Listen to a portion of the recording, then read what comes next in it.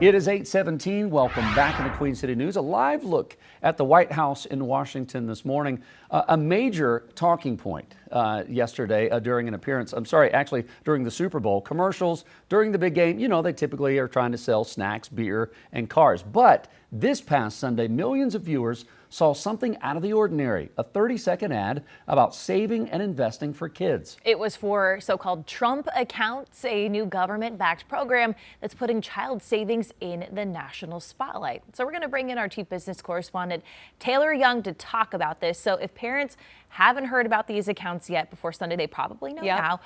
Walk us through how this works. Yeah, so at the very core, this is a long-term savings and investing account for children, really even babies, but born between 2025, January 1st of 2025 through 2028. And the goal here is to kind of allow parents and those children as well to be able to start saving for the long term, right? So by the time they're 18, they now have a pot of money that they can now kind of turn to.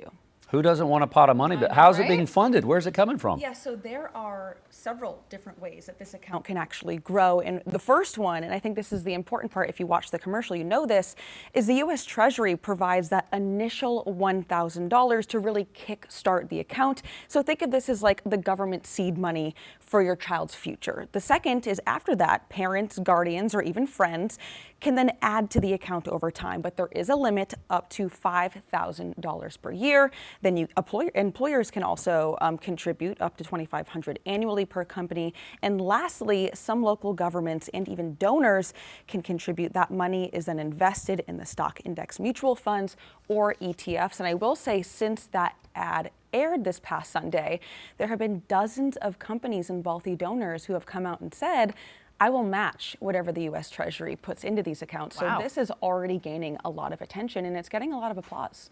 I like this idea. Okay, so I mean, if you have a kid, right, you can take advantage of that. But is there? It always sounds like it's too good to be true. So is there a catch or some rules that parents need to know about? Yeah, I think what's really important for parents to know is that this money is invested again over a long period of time, 18 years at the minimum, right? So this is not money that can be withdrawn at any time. It's not simple cash. Again, this is for your child for when they get older. They have something that has been invested in the long term in the stock market, right? So that will theoretically grow every year. And then secondly is that when this money is eventually withdrawn, it will be treated like a normal retirement savings, right? So that can be taxed in the long run. But yeah, I think the biggest takeaway is that if you're a parent and you're saying, oh, I can open this account and there can be money in it, I can maybe use that money to help pay for my children's school or like high school or food or anything, that is really not the case. This money cannot be withdrawn. Okay. Okay, again, so there's that 4-year window of babies born between 25 and 28.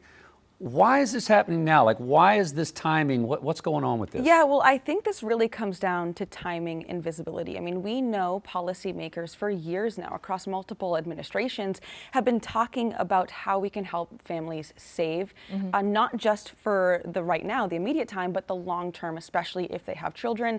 We know childcare is expensive. We know housing, really everything across the board has really increased healthcare. So this is a way that the administration sees if we can kind of kickstart this with $1,000, maybe more people will see this and add to these accounts.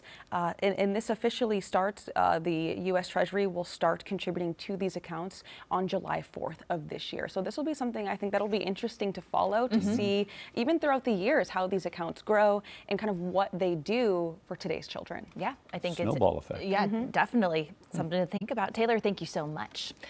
Queen City News Plus. Just search Queen City News on your smart TV's app store.